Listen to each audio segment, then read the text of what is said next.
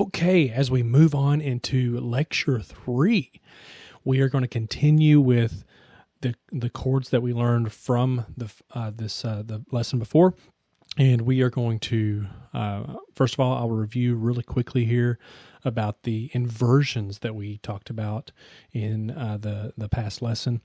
We've got root inversion, first inversion, second inversion. And feel free in your practice time as well to maybe add in a bass octave in there, to get used to playing with both hands there. Root, first, second. Let's go through all of the keys on the piano, all 12 major keys. So that was C. I'm going to go up 1/2 step to D flat major. There's root, first inversion, second inversion. D major, root, first inversion, second inversion, E flat, root, first, second inversion, E major, root, first inversion, second inversion, F major, root, first inversion, second inversion, F sharp, root inversion, first inversion, second inversion, G major, root, first, second, A flat, root, first, second. I'm going to move down here to the A. As we move to the A, I'm going to shift down an octave. A major, root, first, second. B flat, root, first inversion, second inversion. B, root, first, second, and back to the C. Just like that. Now, how did you do? Were you able to keep up with me? I know that was pretty fast, but the purpose of these videos is to be slightly on the fast-paced side, but you can pause these videos at any moment if you need a little bit of extra time to think through some of those inversions.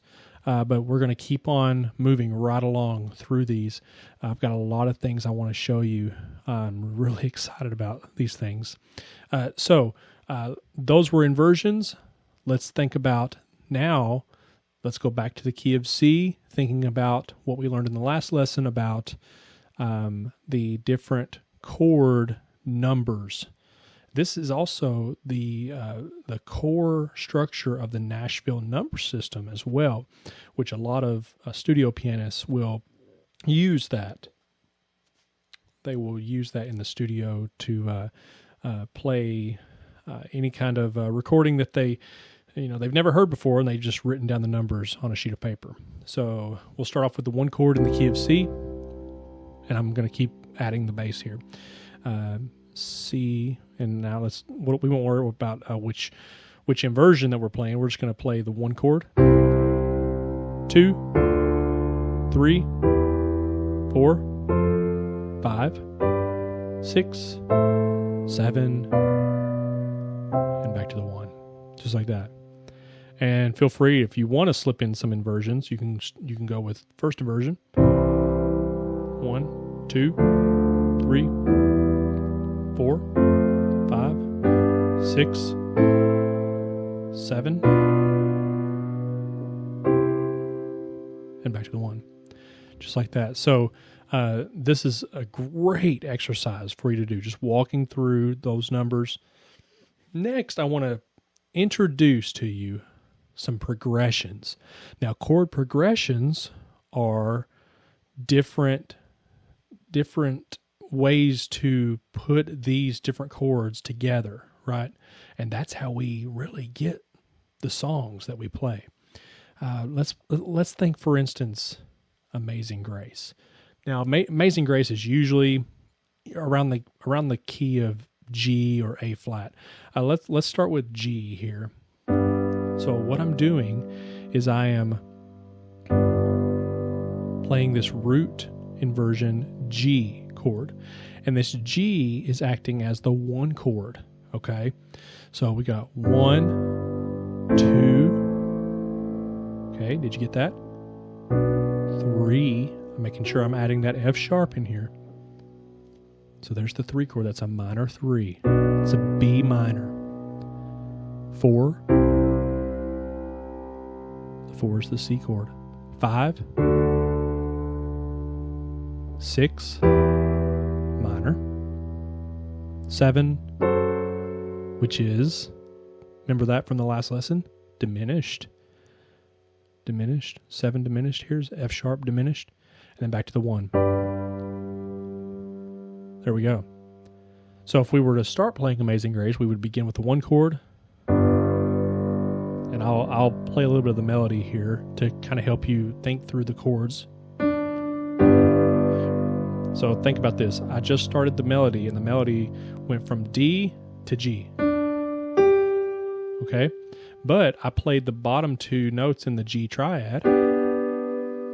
Now, what does that make this inversion? What specifically, what inversion is this in the key of G?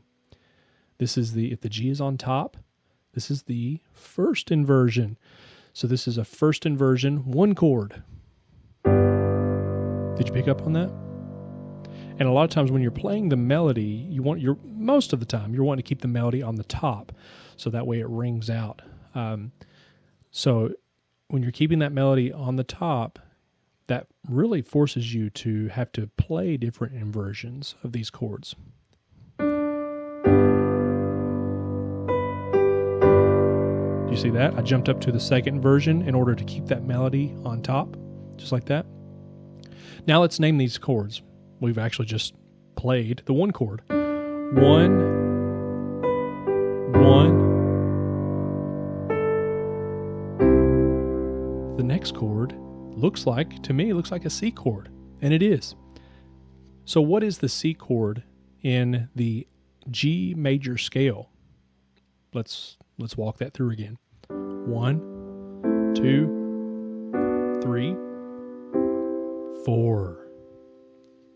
C is the 4 chord in the key of G. So we started out in with the 1 chord. 1, 1, 4. Back to the 1. Did you notice that? All right, let's keep going. 1, 1 again. Oh, what is this? This is a D chord, right? What inversion? D chord. Right, that's the first inversion, D chord. Now, D is which number? Did I already say it? I don't know if I did or not. D is the 5 chord, right? 1, 2, 3, 4, 5. There we go. 5. Let's keep moving. 1, 1 again. 4, right? This is a second inversion C chord, which is the 4 chord. Back to the 1 chord. 1, 1, 5. Back to the 1. Great. Now, Amazing Grace is a perfect example of which 3 chords did you see that we used the most? Or really, what we used right there were the only 3 chords that we used through Amazing Grace, which was the G chord, the C chord, and the D chord. Now let's number those. The 1, the 4, and the 5. Now, understanding the 1, the 4, and the 5 chords are crucial. This is a crucial thing to understand going into hymn playing, is that these are the top three chords that are used most of the time in for any song. Most major songs that are in a major key use the 1, the 4, and the 5, especially with hymn playing normal progressions like that. We're going to start introducing some more some even further, more complicated chord progressions here in the near next few lessons, and we're just going to keep on introducing new things, so we will begin with those in the next lesson.